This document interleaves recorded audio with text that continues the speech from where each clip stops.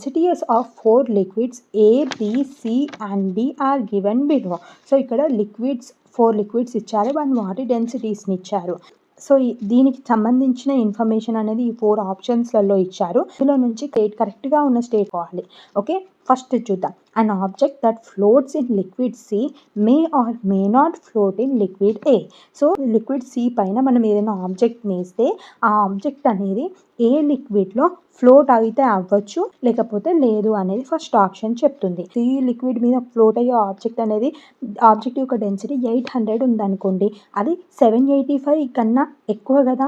So అప్పుడు ఆ object అనేది ఏ లిక్విడ్ మీద ఫ్లోట్ అవ్వదు. బట్ ఒకవేళ సి లిక్విడ్ మీద ఫ్లోట్ అయ్యే ఆబ్జెక్ట్ డెన్సిటీ అనేది 600 ఉందనుకోండి, అప్పుడు ఈ ఆబ్జెక్ట్ అనేది ఏ లిక్విడ్ మీద ఫ్లోట్ అవుతుంది కదా.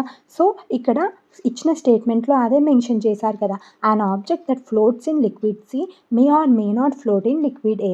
సో ఈ స్టేట్మెంట్ అయితే కరెక్ట్గానే కనిపిస్తుంది. Second, third and fourth statement check చేసుకుందాం. లిక్విడ్ ఏలో ఫ్లోట్ అయ్యే ఆబ్జెక్ట్ అనేది లిక్విడ్ బిలో ఫ్లోట్ అవుతుంది లేకపోతే లేదు అని సెకండ్ స్టేట్మెంట్ చెప్తుంది. బట్ చూడండి, లిక్విడ్ ఏ డెన్సిటీ అనేది బి లిక్విడ్ కన్నా తక్కువగా ఉంది. అంటే at any cost A liquid మీద ఫ్లోట్ అయ్యే ఆబ్జెక్ట్ అనేది బి లిక్విడ్ మీద కంపల్సరీగా ఫ్లోట్ అవుతుంది. బట్ ఇక్కడ మే ఆర్ మే నాట్ ఇచ్చారు కాబట్టి సెకండ్ స్టేట్మెంట్ అనేది కరెక్ట్ కాదు. థర్డ్ స్టేట్మెంట్ చూద్దాం. An object that floats in liquid B surely floats in liquid A. So ఈ స్టేట్మెంట్ కూడా కరెక్ట్ కాదు. ఎందుకంటే ఇక్కడ లిక్విడ్ బి డెన్సిటీ అనేది లిక్విడ్ ఏ కన్నా ఎక్కువగా ఉంది. సో ఈ రెండు డెన్సిటీస్ మధ్యలో ఉన్న ఆబ్జెక్ట్ కనుక సపోజ్ 800 డెన్సిటీ ఉన్న ఆబ్జెక్ట్ అనేది సింక్ అయిపోతుంది, అది ఫ్లోట్ అవ్వదు. సో బట్ ఇక్కడ ష్యూర్లీ ఫ్లోట్స్ ఇన్ లిక్విడ్ ఏ అని ఇచ్చారు కాబట్టి ఈ ఆప్షన్ కూడా రాంగ్. అండ్ ఫోర్త్ ఆప్షన్ చూడండి. An object that floats in liquid C surely floats in liquid B. So liquid C density ఎంత 924 అండ్ లిక్విడ్ బి డెన్సిటీ ఎంత 820. So suppose 900 density ఉన్న ఆబ్జెక్ట్ని మనము బి లిక్విడ్ మీద వేసామనుకోండి, అప్పుడు ఏమవుతుంది, సింక్ అయిపోతుంది. బట్ ఇక్కడ ఏమిచ్చారు, సి మీద ఫ్లోట్ అయ్యే ఆబ్జెక్ట్ కంపల్సరీ లిక్విడ్ బి మీద ఫ్లోట్ అవుతుందని ఇచ్చారు. బట్ అలా అవ్వట్లేదు కదా. So second, third and fourth statements అనేవి ఎలిమినేట్ అయిపోయాయి. And what is the correct answer? First option is correct. అర్థమైంది కదా. ఎప్పుడైనా ఇలాంటి క్వశ్చన్స్ వచ్చినప్పుడు ఒక్కటి గుర్తుపెట్టుకోండి, వాటర్ అండ్ ఆయిల్ ఉంది. ఆయిల్ ఏమవుతుంది, వాటర్ మీద ఫ్లోట్ అవుతుంది. ఎందుకంటే ఆయిల్ డెన్సిటీ అనేది వాటర్ కన్నా తక్కువ. సో ఏ ఆబ్జెక్ట్ ఏదో డెన్సిటీ తక్కువగా ఉంటుందో అది ఇంకొక ఆబ్జెక్ట్ మీద ఫ్లోట్ అవుతుంది. ఓకే, నెక్స్ట్ క్వశ్చన్ చూద్దాం. Read the following statements and choose the correct option. So ఇది again assertion and reason based question. అసర్షన్లో ఏమి ఇచ్చారు, ఎలక్ట్రిక్ కరెంట్ అనేది వెక్టర్ క్వాంటిటీ అని ఇచ్చారు. ఓకే, అండ్ రీజన్ స్టేట్మెంట్లో ఏమి ఇచ్చారు, ఎలక్ట్రిక్ కరెంట్కి magnitude as well as direction ఉంటుంది అని చెప్పారు. సో చూడండి, రీజన్ స్టేట్మెంట్లో ఎలక్ట్రిక్ కరెంట్కి మ్యాగ్నిట్యూడ్ ఉంటుంది అండ్ డైరెక్షన్ ఉంటుంది అని చెప్పారు. ఎస్, ఇది నిజమే కదా. ఎందుకంటే ఎలక్ట్రిక్ కరెంట్ అనేది మూవ్ అవుతుంది అండ్ దానికి ఒక మ్యాగ్నిట్యూడ్ కూడా ఉంది. ఆ మ్యాగ్నిట్యూడ్ అండ్ డైరెక్షన్ వాటిని మనం ఏమంటాము, వెక్టర్ క్వాంటిటీస్ అని అంటాము. సో ఇక్కడ మనము పప్పులో కాలేస్తాం. ఈ అసర్షన్ అండ్ స్టేట్మెంట్ రెండు కరెక్టే. R is correct explanation of A అని పేస్తాము మనం గుడ్డిగా. బట్ అది నిజం కాదు. ఎందుకంటే ఎలక్ట్రిక్ కరెంట్ అనేది స్కేలార్ క్వాంటిటీ. ఈవెన్తో ఎలక్ట్రిక్ కరెంట్కి మ్యాగ్నిట్యూడ్ అండ్ డైరెక్షన్ ఉన్న ఎలక్ట్రిక్ కరెంట్ అనేది స్కేలార్ క్వాంటిటీ. ఎందుకంటే because of vector addition. Okay, so ఇది చాలా ఇన్డెప్త్గా వెళ్ళిపోతుంది టాపిక్ అనేది. సో ఇది గుర్తుపెట్టుకోండి. అదంతా మనకు అవసరం లేదు, ఇది మాత్రం గుర్తుపెట్టుకోండి. ఎలక్ట్రిక్ కరెంట్ అనేది scalar quantity, but it is having magnitude as well as direction. Okay, what is the correct answer for this question? A is false but R is true. Okay, next question చూద్దాం. Which of the following cell organelles contain their own DNA. కింద ఇచ్చిన cell ఆర్గనల్స్లో వేటిలో own DNA అనేది present అయి ఉంటుంది అనేది question. ఏమేమి cell organelles ఇచ్చారు, plastids, mitochondria, nucleus and vacuole. So ఇక్కడ ప్లాస్టిడ్స్, మైటోకాండ్రియా అండ్ న్యూక్లియస్ ఈ 3 సెల్ ఆర్గనల్స్లో ఓన్ డిఎన్ఏ అనేది ప్రెసెంట్ అయి ఉంటుంది except vacuole. So what is the correct answer for this question? ABC is correct. ABC అనేవి మనకి third ఆప్షన్లో కనిపిస్తుంది కదా. Is the correct answer for this question. Third option is correct. Okay, next question చూద్దాం. Which of the following statement about the cells of living organism is are correct. So living organisms గురించి మనకి 4 statements ఇచ్చారు. వీటిలో నుంచి మనం ఏవి కరెక్ట్గా ఉన్నాయి, ఏవి రాంగ్గా ఉన్నాయి అనేది ఐడెంటిఫై చేయాలి.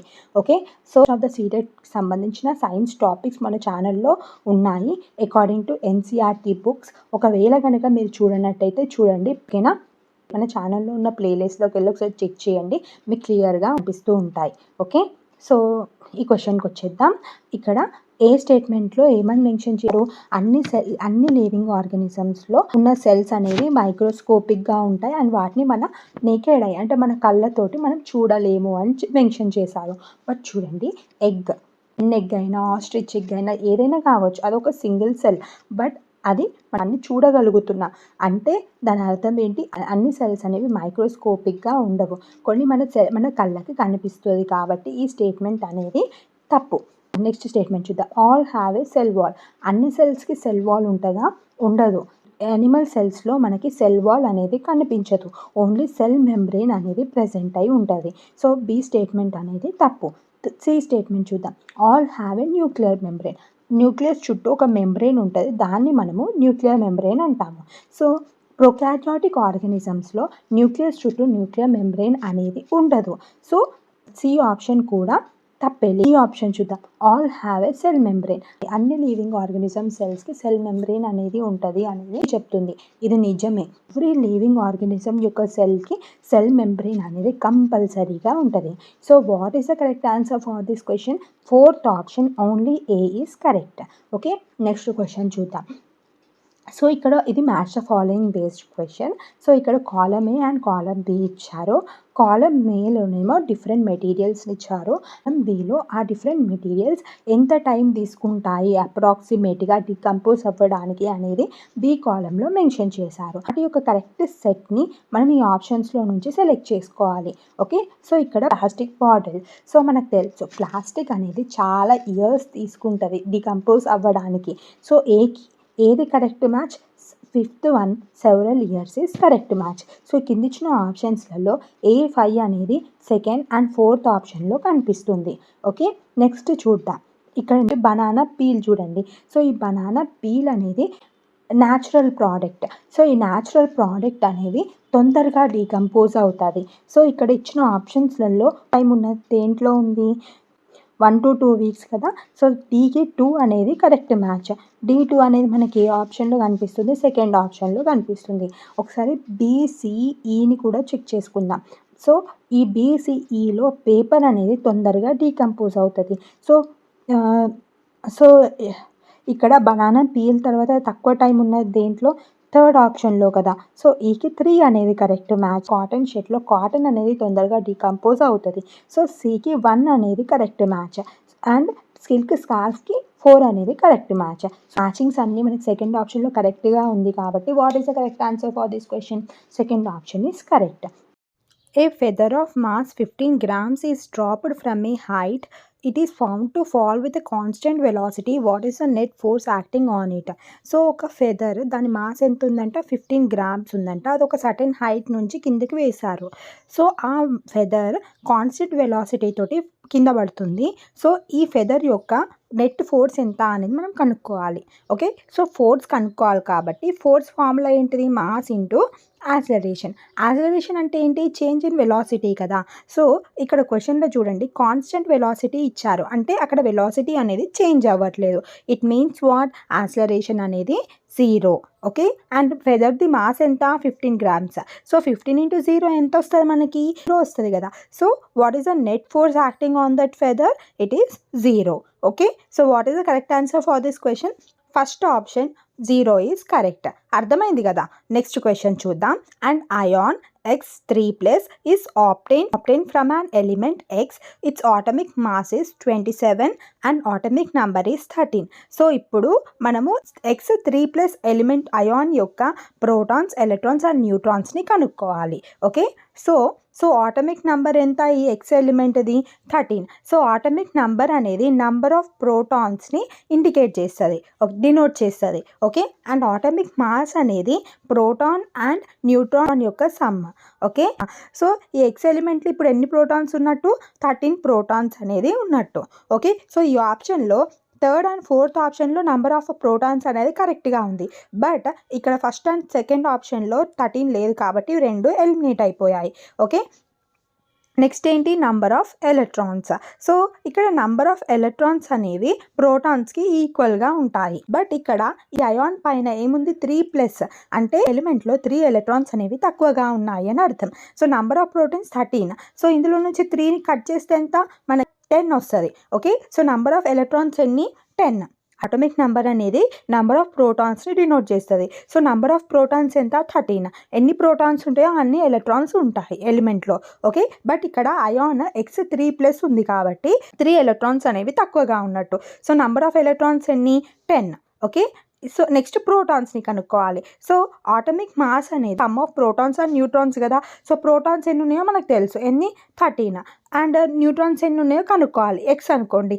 అండ్ ఎలిమెంట్ యొక్క ఆటమిక్ మాస్ ఎంత? 27. సో ఇక్కడ మనము సో మొత్తం ఓవరాల్గా 27 రావాలంటే మనం ఏం చేయాలి? 27 - 13 చేసి చూడండి ఎంత వస్తుంది? 14లో నంబర్ ఆఫ్ ఎలక్ట్రాన్స్ ఎన్ని ఉన్నట్టు? ఈ ఎలిమెంట్లో 14 ఉన్నట్టు. Okay, so what is the correct answer for this question? Fourth option is correct. Okay, అర్థమైంది కదా. నెక్స్ట్ క్వశ్చన్ చూద్దాము. Identify the set comprising plants that produce bisexual flowers. ఈ కింద ఆప్షన్స్ ఇచ్చారు కదా, ప్రతి ఆప్షన్లో 3 ప్లాంట్స్ ఇచ్చారు. బైసెక్షువల్ ఫ్లవర్స్ దేంట్లో ఉంటాయి అనేది క్వశ్చన్. ఓకే, సో ఇక్కడ గమనిస్తే కుకుంబర్లో మనకి బైసెక్షువల్ ఫ్లవర్స్ అనేవి ఉండవు. గమనించండి, దోసకాయ చెట్టులో మనకి female flowers and male flowers సపరేట్గా ఉంటాయి కాబట్టి కుకుంబర్ ఉన్న ఆప్షన్స్ని ఎలిమినేట్ చేసింది. So first and third option అనేది ఎలిమినేట్ అయిపోయింది. ఓకే, అండ్ ఫోర్త్ ఆప్షన్లో పొపయా ఉంది. కార్న్, పొపయా అండ్ మస్టర్డ్ ఉంది. పొపయాలో కూడా మనకి బైసెక్షువల్ ఫ్లవర్స్ అనేవి ఉండవు. సో ఫోర్త్ ఆప్షన్ కూడా ఎలిమినేట్ అయిపోయింది. కార్న్లో కూడా మనకి బైసెక్షువల్ ఫ్లవర్స్ కనిపించవు. సో మిగిలిపోయింది ఏంటి? సెకండ్ ఆప్షన్, అదేంటి? Mustard, rose and petunia. దీంట్లో ఈ ప్లాంట్స్లో బైసెక్షువల్ ఫ్లవర్స్ అనేవి కనిపిస్తాయి. So what is the correct answer for this question? Second option is correct. Okay, next question చూద్దాం. Identify the incorrect statement. ఇక్కడ ఇచ్చిన ఆప్షన్స్లలో ఇన్కరెక్ట్ స్టేట్మెంట్ని మనం ఫైండ్ అవుట్ చేయాలి. Okay, first option, clayey soil is better aerated than loamy soil. So clayey soil అనేది loamy soil కన్నా బెటర్గా ఏరియేట్ అయ్యి ఉంది, అంటే ఆ సాయిల్ పార్టికల్స్ మధ్యలో స్పేస్ అనేది ఎక్కువగా ఉంటుంది అని అర్థం. బట్ నిజం చెప్పాలంటే లోమీ సాయిల్ మధ్యలో స్పేస్ ఎక్కువగా ఉంటుంది compare to clayey soil. So loamy soil ఎక్కువ ఏరియేటెడ్గా ఉంటుంది క్లేయీ సాయిల్తో కంపేర్ చేస్తే. సో ఈ ఆప్షన్ అనేది ఇన్కరెక్ట్ స్టేట్మెంట్. సో మనం ఇన్కరెక్ట్ స్టేట్మెంటే ఫైండ్ అవుట్ చేయమన్నారు కాబట్టి this might be the correct answer. ఒకసారి సెకండ్, థర్డ్, ఫోర్త్ ఆప్షన్స్ కూడా చెక్ చేసుకుందాం. క్లేయీ సాయిల్ అనేది లోమీ సాయిల్ కన్నా ఫర్టైల్గా ఉంటుంది. ఎస్, ఇది నిజమే. థర్డ్ ఆప్షన్ చూద్దాం. వాటర్ రిటెన్షన్ కెపాసిటీ అనేది క్లేయీ సాయిల్కి ఎక్కువగా ఉంటుంది compare to the loamy soil. Yes, అంతే కదా. ఎప్పుడైతే పార్టికల్స్ బాగా దగ్గర ఉంటుందో అప్పుడు ఆ సాయిల్కి వాటర్ రిటెన్షన్ కెపాసిటీ ఎక్కువగా ఉంటుంది. సో క్లేయీ సాయిల్లో పార్టికల్స్ అనేవి దగ్గరగా ఉంటున్నాయి కాబట్టి క్లేయీ సాయిల్కి వాటర్ రిటెన్షన్ కెపాసిటీ ఎక్కువగా ఉంటుంది. అండ్ ఇప్పుడు fourth option, clayey soil particle size అనేది లోమీ సాయిల్ కన్నా చాలా చిన్నగా ఉంటుంది అని ఫోర్త్ ఆప్షన్ చెప్తుంది. ఎస్, నిజమే. క్లేయీ సాయిల్ పార్టికల్ సైజ్ అనేది లోమీ సాయిల్తో కంపేర్ చేస్తే చిన్నగా ఉంటుంది. సో ఇక్కడ second, third and fourth options అనేవి కరెక్ట్గా ఉన్నాయి. ఇన్కరెక్ట్ స్టేట్మెంట్ని ఫైండ్ అవుట్ చేయమన్నారు కాబట్టి what is the correct answer for this question? First option is correct. Okay, next question చూద్దాం. Which of the following substances are present on the rubbing surface of a match box?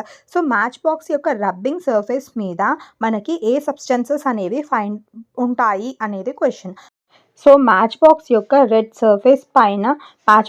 Rubbing surface మీద red phosphorus and glass powder అనేది present అయి ఉంటుంది.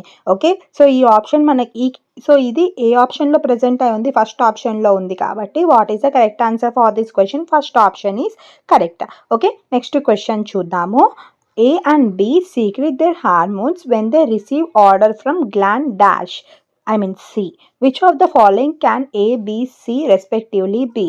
So A and B glands అనేవి హార్మోన్స్ని release చేయాలి అంటే C gland యొక్క permission కావాలి. So pituitary gland అనేది పర్మిషన్ ఇస్తే మన బాడీలో ఉన్న వేరే గ్లాండ్స్ అనేవి రెస్పాండ్ అవుతాయి. సో ఆప్షన్ మనకి సి ద ప్లేస్లో పిట్యూటరీ గ్లాండ్ ఏ ఆప్షన్లో కనిపిస్తుంది? సెకండ్ ఆప్షన్లో కనిపిస్తుంది కదా.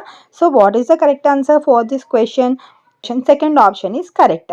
Okay, thyroid gland and adrenal gland respond అవ్వాలి, ఐ మీన్ హార్మోన్స్ని సీక్రెట్ చేయాలంటే పిట్యూటరీ గ్లాండ్ అనేది ఆర్డర్స్ని రిలీజ్ చేయాలి. ఓకే, నెక్స్ట్ క్వశ్చన్ చూద్దాము. పిన్ హోల్ కెమెరా అనేది రియల్ ఇమేజ్ని ఫామ్ చేస్తుంది. ఓకే, సో ఆ పిన్ హోల్ కెమెరాకి సంబంధించిన కొన్ని స్టేట్మెంట్స్ ఇక్కడ ఇచ్చారు. ఇందులో ఇచ్చిన స్టేట్మెంట్కి సూటబుల్ ఎక్స్ప్లెనేషన్ అనేది కింద ఆప్షన్స్లలో ఎక్కడ కనిపిస్తుందో ఆ ఆప్షన్ని మనం సెలెక్ట్ చేసుకోవాలి. That will be our correct answer. So pin hole camera మనం ఈ విధంగా తయారు చేస్తాము. దాని యొక్క 5 సైడ్స్ని మనం ఇలా బ్లాక్ చార్ట్ పేపర్ తోటి కవర్ చేస్తాము. ఒక సైడ్ ఒక స్క్రీన్ని పెడతాము. ఓకే, స్క్రీన్కి ఆపోజిట్ సైడ్లో మనం ఒక చిన్న హోల్ని పెడతాము. సో ఈ పిన్ హోల్ కెమెరా నుంచి ఎప్పుడైతే మనం ఒక ఆబ్జెక్ట్ని చూస్తామో అప్పుడు మనకి స్క్రీన్ మీద ఇన్వర్టెడ్ ఇమేజ్ అనేది మనకు కనిపిస్తుంది.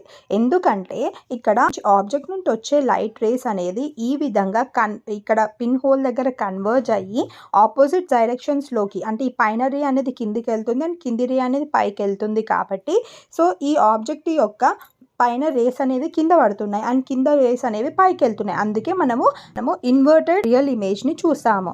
రియల్ ఇమేజ్ అంటే ఏంటి? ఎప్పుడు రియల్ ఇమేజ్ని మనం స్క్రీన్ మీద ఆప్టెన్ చేయగలుగుతాము, వేరస్ వర్చువల్ ఇమేజ్ని మనం స్క్రీన్ మీద ఆప్టెన్ చేయలేము. రియల్ ఇమేజ్ అనేది ఎప్పుడు ఇన్వర్టెడ్గా ఉంటుంది. సో పిన్ హోల్ కెమెరా అనేది ఏ ప్రిన్సిపల్ మీద వర్క్ అవుతుంది? లైట్ అనేది స్ట్రేట్ లైన్లో ట్రావెల్ అవుతుంది అని చెప్తుంది. సో ఈ కింద ఇచ్చిన ఆప్షన్స్లలో light travels in straight line అనే సెకండ్ ఆప్షన్లో ఉంది. కాబట్టి what is the correct answer for this question? Second option is correct. Okay, so దీనితో మన 20 ఆగస్ట్ 2023 రోజు జరిగిన సీటెట్ ఎగ్జామ్ యొక్క సైన్స్ కంటెంట్ క్వశ్చన్స్ అనేవి కంప్లీట్ అయిపోయాయి. సో ఈ వీడియో కనుక మీకు హెల్ప్ఫుల్ అయితే తప్పకుండా వీడియోని లైక్ చేయండి అండ్ ఛానల్ని సబ్స్క్రైబ్ చేసుకోండి. ఇలాంటి మంచి మంచి వీడియోస్ మన ఛానల్లో ఇంకా చాలా రాబోతున్నాయి. అండ్ ఇంకా మీకు ఎలాంటి వీడియోస్ కావాలి అనేది కింద కామెంట్ చేసి చెప్తే డెఫినెట్గా ఆ టాపిక్స్ మీద వీడియోస్ చేస్తాను. Let's meet in the next video. Until then bye.